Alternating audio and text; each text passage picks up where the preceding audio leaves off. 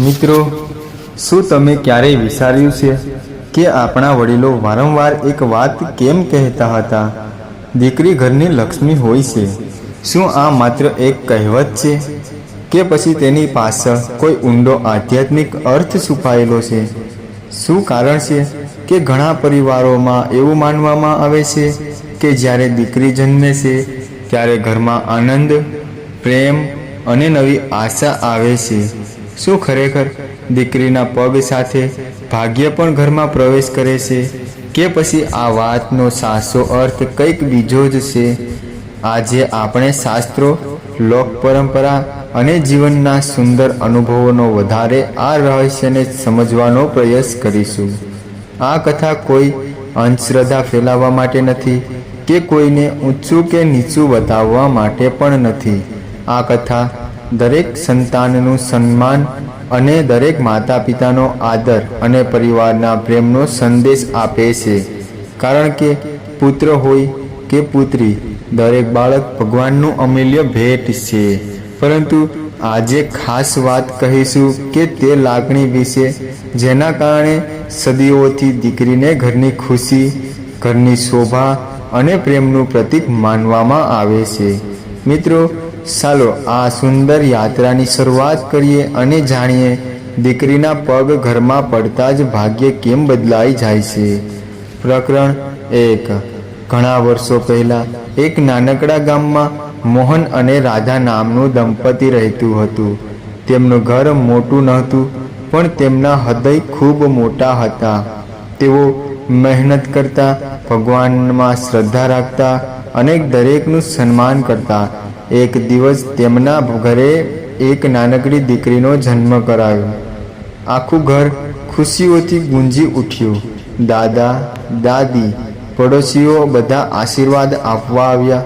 એક વૃદ્ધ સંતે બાળકીને જોઈને માત્ર એક જ વાત કહી, આ ઘરમાં માત્ર એક દીકરી નથી આવી, આ ઘરમાં પ્રેમનો નવો સૂર્ય ઉગ્યું છે.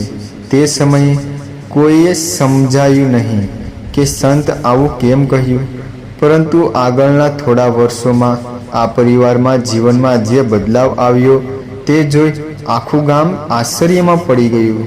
આ બદલાવ માત્ર પૈસાનો નહોતો, પણ સંબંધોનો, સંસ્કારોનો અને સુખનો હતો. શું થયું હતું? કેવી રીતે એક નાનકડી દીકરીને આખા ઘરના વાતાવરણ બદલી નાખ્યું? આપણે જાણીશું ભાગ 2માં. ઓમ નમઃ શિવાય.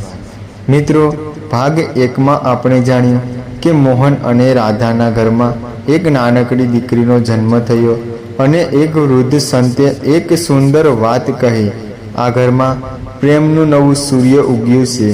પરંતુ શું ખરેખર એક નાનકડા બાળકના આગમનથી આખા ઘરના વાતાવરણમાં બદલાવ આવી શકે? ચાલો આગળની કથા જાણીએ. પ્રેમનું પ્રથમ પરિવર્તન. દીકરી ધીમે ધીમે મોટી થવા લાગી. તેના નાનકડા રહસ્યથી આખું ઘર ગુંજી ઉઠ્યું. જ્યારે પહેલાં ઘરમાં કામની ચિંતા અને રોજિંદાની થાક જોવા મળતો, હવે ત્યાં હાસ્ય, પ્રેમ અને એકબીજા માટે સમય જોવા લાગ્યો. દાદા દરરોજ વહેલા ઘરે આવવા લાગ્યા. દાદી તેને વાર્તાઓ સંભળાવતી. પિતા દિવસભર મહેનત પછી પણ દીકરી સાથે રમવામાં થાક ભૂલી જતા અને માતા તેના નાનકડા સ્મિતના ભગવાનનો આશીર્વાદ અનુભવતી. મિત્રો, ઘણીવાર ભાગ્યનો અર્થ માત્ર પૈસા નથી હોતા. ઘરમાં પ્રેમ વધવો, એકબીજાને સમજવું અને સાથે હસવું, આ પણ જીવનનું સૌથી મોટું સુખ છે. શાસ્ત્રો અને સુંદર સંદેશ. આપણી ભારતીય પરંપરામાં દરેક બાળકને ભગવાનનું અમૂલ્ય ભેટ માને છે. ઘણા ધાર્મિક ગ્રંથો એ વાત પણ ભાર મૂકે છે કે ઘરમાં પ્રેમ, આદર અને સદાચાર હોય તો ત્યાં સુખનો વસવાટ થાય છે. એટલે જ વડીલો કહેતા, ઘરમાં બાળકનું હાસ્ય ભગવાનના આશીર્વાદ જેવું હોય છે. આ વાત માત્ર દીકરી માટે નથી, પણ દરેક સંતાન માટે સાચી છે. પરંતુ દીકરીને ઘરની મમતા અને લાગણીનું પ્રતીક માનવાની સુંદર પરંપરા આપણા સમાજમાં લાંબા સમયથી જોવા મળે છે. સંતની બીજી વાત.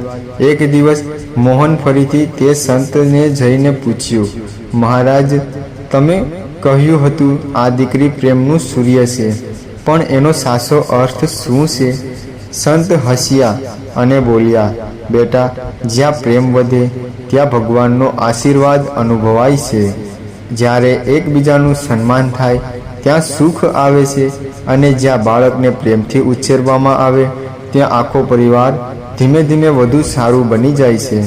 મોહન થોડીક ક્ષણ શાંત રહ્યો અને તેને સમજાયું કે સાસુ ભાગ્ય માત્ર ધન નથી, પણ પરિવારનું એકબીજા સાથે જોડાયેલું રહેવું જીવનનો સુંદર પાઠ. મિત્રો, ઘણા લોકો ભાગ્યનો અર્થ મોટું ઘર, મોટા પૈસા અથવા મોટી સફળતા માને છે, પરંતુ જો ઘરમાં પ્રેમ હોય, વડીલોનો આશીર્વાદ હોય અને બાળકોનું નિર્દોષ હાસ્ય હોય તો એ ઘર પહેલેથી જ ભાગ્યશાળી છે. કારણ કે ભગવાન સૌથી પહેલાં હૃદયમાં સુખ આપે છે, પછી જીવનમાં શક્તિ આપે છે. હવે આ કથામાં એક એવો પ્રસંગ આવે છે જે આખા ગામની વિચારણી બદલી નાખશે. એક દિવસ મોહનના ઘરમાં એવી ઘટના બની જે પછી લોકો કહેવા લાગ્યા, ખરેખર આ ઘરમાં કંઈક વિશેષ છે. પણ એ ઘટના શું હતી અને ગામના લોકો એવું કેમ કહેવા લાગ્યા, આપણે જાણીશું ભાગ 3માં. ઓમ નમઃ શિવાય. હર હર મહાદેવ. મિત્રો, ભાગ 2માં આપણે જાણ્યું કે દીકરીના આગમન પછી મોહનના ઘરમાં પ્રેમ, હાસ્ય, એકબીજા માટે આદર વધવા લાગ્યો. પરંતુ હવે કથામાં એક એવો પ્રસંગ આવતો હતો જે માત્ર આખા પરિવારને નહીં પણ આખા ગામને એક મોટો જીવન પાઠ શીખવવાનો હતો. અચાનક આવેલી મુશ્કેલી. એક વર્ષ ગામમાં ભારે વરસાદ પડ્યો, ખેતરોમાં પાણી ભરાઈ ગયા, ઘણા ખેડૂતોનો પાક નુકસાન થયું. મોહન પણ ચિંતામાં પડી ગયો. તે રાત્રે ઘરમાં શાંતિથી બેઠો હતો. તેના ચહેરા પર ચિંતા સ્પષ્ટ દેખાતી હતી. નાનકડી દીકરી ધીમે ધીમે પિતાની પાસે આવી અને તેના પોતાના નાનકડા હાથથી પિતાનો હાથ પકડી બોલી, પપ્પા, તમે ચિંતા ન કરો, બધું સારું થઈ જશે. મિત્રો, આ શબ્દો નાના હતા, પણ મોહન માટે એ શબ્દો હિંમત છુપાયેલી હતી. ક્યારેક ભગવાનના મોટા ચમત્કાર નથી કરતા, પણ આપણે પોતાના લોકોનો શબ્દોમાં નવી શક્તિ આપી દે છે. સાસુ ભાગ્ય શું છે? બીજા દિવસે મોહન ફરી ખેતર ગયો. જેટલો પાક બચાવી શકાય એટલો બચાવ્યો. ગામના બીજા લોકો પણ એકબીજાની મદદ કરવા આવ્યા. કોઈએ સાધન આપ્યું, કોઈએ સમય આપ્યો, કોઈએ ખાવાનું પહોંચાડ્યું. ત્યારે વૃદ્ધ સંત ફરી મળ્યા. તેઓએ કહ્યું, જ્યાં પરિવાર એકબીજાનો હાથ પકડે ત્યાં ભગવાન પહેલેથી જ હાજર હોય છે. બેટા, ભાગ્યનો અર્થ માત્ર ધન નથી. સાસુ ભાગ્ય એ છે કે મુશ્કેલી આવે ત્યારે તમે એકલા ન હો. મોહનની આંખોમાં આંસુ આવી ગયા. તે સમજી ગયો કે આજે જે શક્તિ તેને મળી તે પરિવારના પ્રેમમાંથી મળી. આ ગામના બદલાવ. ધીમે ધીમે ગામના લોકો પણ મોહનના પરિવારને જોઈને શીખવા લાગ્યા. તો તેઓએ જોયું કે આ પરિવાર ક્યારેય કોઈનું ખરાબ બોલતો નથી. દરેક મહેમાનનું સ્વાગત હસીને કરે છે, વડીલોનો આદર કરે છે અને બાળકોને સારા સંસ્કાર શીખવે છે. એક દિવસ ગામમાં એક વડીલે કહ્યું, લાગે છે આ ઘરની સમૃદ્ધિ રહસ્ય પૈસા નથી, પણ તેમના સંસ્કાર છે. મિત્રો, આ વાક્ય આખા ગામમાં પ્રસિદ્ધ થઈ ગયું.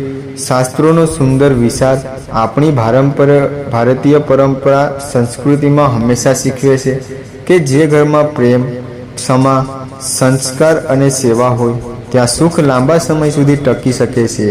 બાળકો ઘરના ભવિષ્યનો હોય, તેમને પ્રેમ, સમય અને સારા સંસ્કાર આપીએ તો આખો પરિવાર ધીમે ધીમે સુંદર બની જાય છે.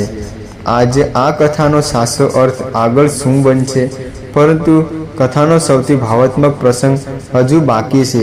એક દિવસ નાનકડી દીકરીએ પોતાના પિતાને એવી એક વાત કહી જે સાંભળી મોહનનું આખું જીવન બદલાઈ ગયું. એ વાત શું હતી અને શા માટે? આખા ગામની આંખોમાં આંસુ આવી ગયા. આપણે જાણીશું ભાગ 4માં. ઓમ નમઃ શિવાય. મિત્રો, ભાગ 3માં આપણે જાણ્યું કે મુશ્કેલીના સમયમાં મોહનના પરિવારનો પ્રેમ અને એકતા તેમની સૌથી મોટી શક્તિ બની. આખું ગામ પણ તેમના સંસ્કારની પ્રશંસા કરવા લાગ્યું. પણ હવે એવી ઘટના બનવાની હતી જે મોહનના જીવનને સૌથી યાદગાર દિવસ બનાવી ગયો. એક નાનકડો પ્રશ્ન અને મોટો જવાબ. એક સાંજે મોહનની ઘરની બહાર બેઠો હતો. તેની નાનકડી દીકરી ધીમે ધીમે તેની પાસે આવી. મોહનનો હાથ પકડી એક નાનું ફૂલ હતું. દીકરીએ સ્મિત કરી પૂછ્યું, પપ્પા, ભગવાન સૌથી વધારે કોના ઘરે રહે છે? મોહન થોડો વિચારમાં પડી ગયો. તે કંઈ બોલે તે પહેલાં દીકરીએ હસીને બોલી, મને લાગે છે જ્યાં બધા એકબીજાને પ્રેમ કરે છે ત્યાં ભગવાન રહે છે. મિત્રો, આ શબ્દો સાંભળીને મોહનની આંખો ભીની થઈ ગઈ, કારણ કે એક નાનકડા બાળકના હૃદયમાં આટલી મોટી સમજણ હતી.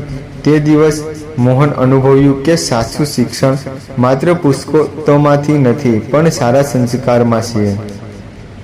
સંતનો છેલ્લો ઉપદેશ.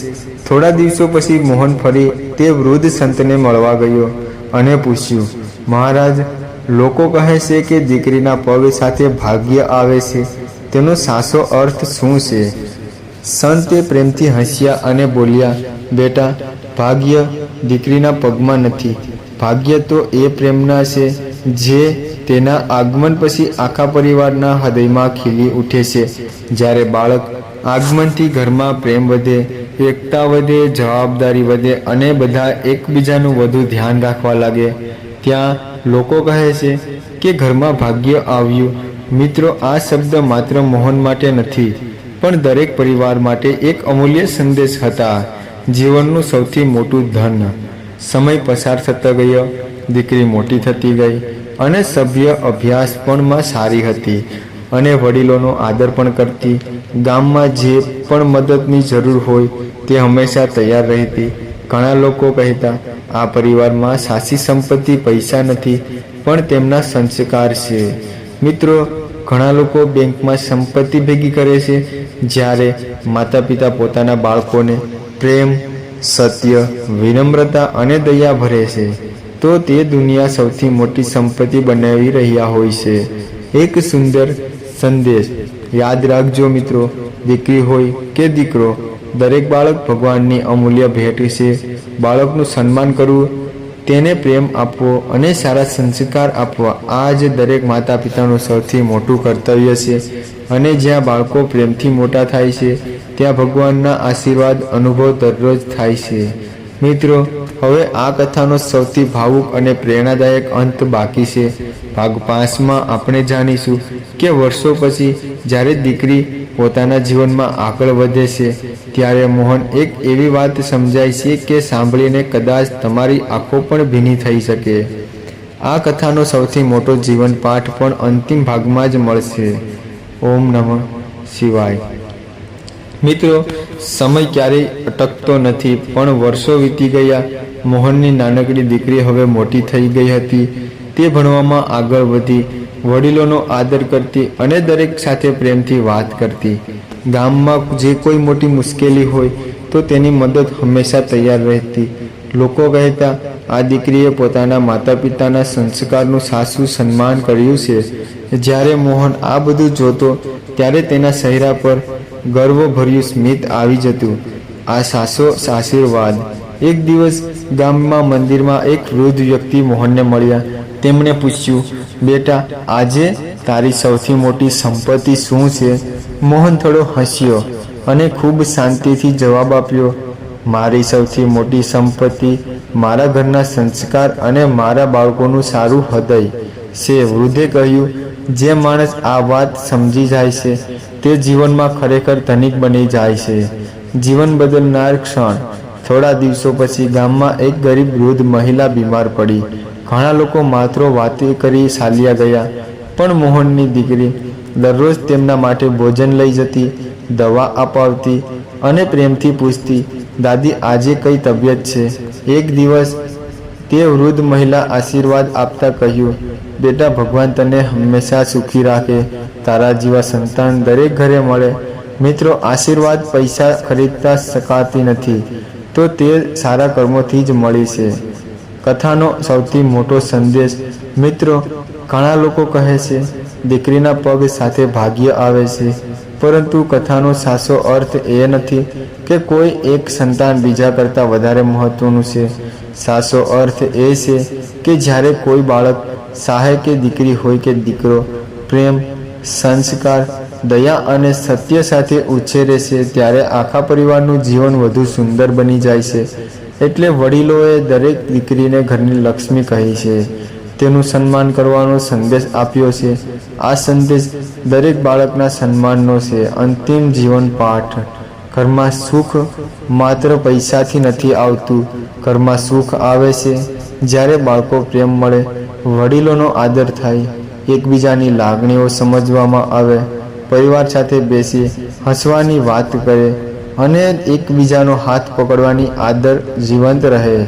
યાદ રાખજો, મોટું ઘર નહીં, મોટું હૃદય પરિવારોને ખુશ રાખે છે અને સારા સંસ્કાર કરતાં મોટી મિલકત નથી. જો તમને આજનો આ કથા ગમી હોય તો વિડીયોને લાઈક જરૂર કરજો.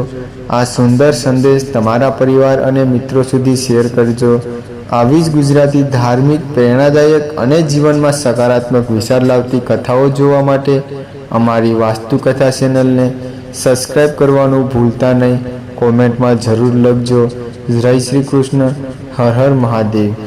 ફરી મળીશું એક નવી જીવન કથા, જીવન પાઠ, નવી કથા અને સનાતન સંસ્કૃતિને સુંદર સંદેશ સાથે. ઓમ નમઃ શિવાય. હર હર મહાદેવ.